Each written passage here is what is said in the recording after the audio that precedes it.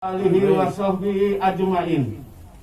Yang saya hormati Bapak Ketua RT Pak Ujianto beserta istri Ibu Mani, Pak Andreas, Pak Ade, dan tokoh sesepuh wabil khusus RT 7 yang insya Allah mendapat rahmat dari Tuhan yang Maha Kuasa. Amin. Bersyukur kita hanya kepada Allah Subhanahu wa Ta'ala, karena hidup kita semata-mata kita untuk bertakwa dan cuma mencari keridhoannya. Bapak-bapak wabil khusus RT 7 yang dimuliakan Allah Subhanahu wa Ta'ala, di malam yang indah ini kita dikumpulkan nama Tuhan yang Maha Kuasa cuma sementara mengharap rahmatnya.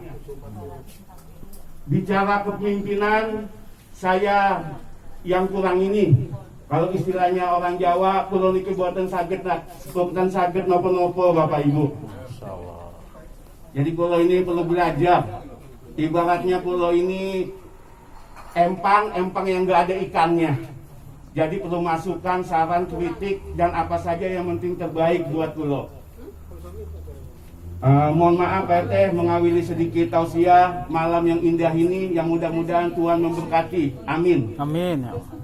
Bicara pemimpin, sedikit saya akan melanturkan salah satu hadis yang sahih yang diriwayatkan oleh sahabat yang mulia Ibnu Umar radhiyallahu ta'ala anhu ajmain, yang diriwayatkan dari Imam Muslim.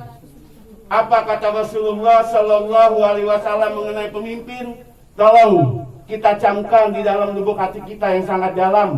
Ini penting karena pemimpin itu akan diminta pertanggungjawabkan dunia dan akhirat. Rasulullah Sallallahu Alaihi Wasallam qala kulukun ra'in mas'ulun an ra'iyatihi. Seorang pemimpin itu harus benar-benar mempunyai yang pertama sifat fatona. Fatona itu cerdas Bapak-bapak. Jadi sikap cerdas ini kita sudah lihat di pribadi RT kita yang sekarang. Maaf. Iya. Pak RT kita ini menurut pandangan dan kacamata saya sudah mempunyai sifat sidik. Sifat jujurnya kita sudah lihat ketika ada masalah di RT 7 ini, Pak RT kita yang mulia selalu mengedepankan musyawarah. Dan mufakatnya kita sebagai warga sudah menyaksikan dan melihat ketentraman, kedamaian, kesejukan di RT 7 sudah Allah berikan rahmat untuk kita semua. Tepuk tangannya Bapak-bapak. Maaf RT. Yang kedua yaitu sifat tablik, yaitu mau mensiarkan kebaikan kepada warganya, tidak pandang bulu siapa itu orangnya. PRT kita alhamdulillah berbuat adilnya luar biasa. Setiap ada permasalahan kecil selalu dimusyawarahkan. RT 7 yang saya lihat benar-benar musyawarahnya lebih didominkan. Mudah-mudahan RT 7 ini bisa menjadi suri teladan buat RW 12 wabil khusus RT 1 sampai dengan RT 11. Kita tepuk tangannya Bapak-bapak. Jadi saya akan kembali ke abad 15-16. Maaf, lampu lama dan semakin tua. Ya, maaf. Jadi dulu, mohon maaf Bapak-bapak, Ibu-ibu, ada raja dari Pajang yang bernama Raden Hadiwijoyo atau yang disebut Joko Tingkir atau sebutannya Mas Karabet. Suatu ketika Joko Tingkir datang kepada gurunya Kanjeng Sunan Kalijogo. Dia meminta arahan atau wasiat. Maaf Bapak-bapak, ini ilmu buat kita ya. Kalau setiap pemimpin kita ikutin pendahulu kita orang Jawi, pasti insya Allah itu akan berkah dunia dan akhirat. Suatu ketika Kanjeng Sunan Kalijogo bertanya kepada Joko Tingkir, apa yang hendak kau katakan dan apa yang hendak kau inginkan, wahai Raden?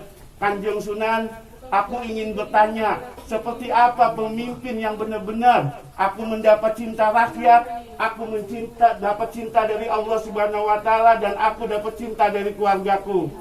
Kalau istilah orang Jawa, pemimpin itu enggak luput dari pacul. Maaf Bapak-bapak, kenapa saya bilang pacul? Pacul itu papat kang ucul. Yang pertama, jiwa pemimpin dia harus bisa melihat matanya bagaimana keadaan warganya. Betul apa tidak? Betul. Yang kedua, kata Kanjeng Sunan Kalijogo, seorang pemimpin harus mengedepankan telinganya. Dia harus mau mendengarkan apa yang menjadi keinginan warganya. Betul apa tidak? Betul. Yang ketiga, seorang pemimpin harus bisa berlemah lembut kepada bawahannya, dalam hal ini rakyatnya. Betul apa tidak, Pak? Betul. Yang keempat, seorang pemimpin harus bisa mencium aroma wewangian. Apa maksudnya aroma wewangian ini? Raden, ketika ada di dalam wargamu, ketika engkau dalam memimpin, ada orang yang soleh atau orang yang baik, tinggalkanlah, mohon maaf, jubah kebesaranmu sesaat dan kau belajarlah sama orang itu mengenai kepemimpinan. Betul apa tidak, Bapak? Betul. Dan alhamdulillah, sikap-sikap itu yang saya lihat ada di pribadi Mas Wijianto.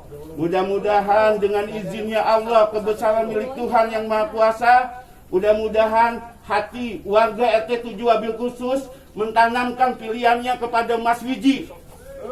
Minta tepuk tangannya. Mohon maaf, ini saya ngomong dari nurani saya yang terus terang, bapak-bapak, saya naik pohon selalu melorot. Minta maaf, ya. Jadi kalau saya lihat di kacamata saya semuanya ada pribadi itu di Mas Wiji. Untuk umat Islam, dan mudah-mudahan semuanya saya sudah buka hadisnya. Dan itu sudah saya lihat memang ada di pribadi Mas Wijianto. Tapi itu semua kembali kepada bapak-bapak. Cuman pesan saya, ketika Allah Subhanahu wa Ta'ala sudah menghadirkan pemimpin yang baik, untuk apa kita cari pemimpin yang baru lagi yang kita belum tahu kapasitasnya seperti apa? Ingat, ketika kita berlayar dengan perahu, kata orang tua dulu, ketika perahumu bocor, nggak usah kau ganti baru perahu, tapi kau tambal kebocoran itu. Pasti perahu itu bisa memberikan kau berlayar sesuai dengan keinginanmu. Bukan begitu, bapak-bapak? Itu saran saya. Mudah-mudahan, ya kan, apa yang saya keluarkan di malam ini memberikan suatu inspirasi. Apa yang tadi saya sampaikan mengenai wasiat dan petua Kanjeng Sunan Kalijogo kepada Joko Tingkir, Raden Hadiwijoyo, itu sedikit, yaitu dengan syair gundul-gundul pacul. Intinya pemimpin itu jangan sampai wakul glimpang segane jadi saklatar. Maaf, usikum wa nafsi bitaqwallah. Assalamualaikum warahmatullahi wabarakatuh. Salam sejahtera untuk kita semua.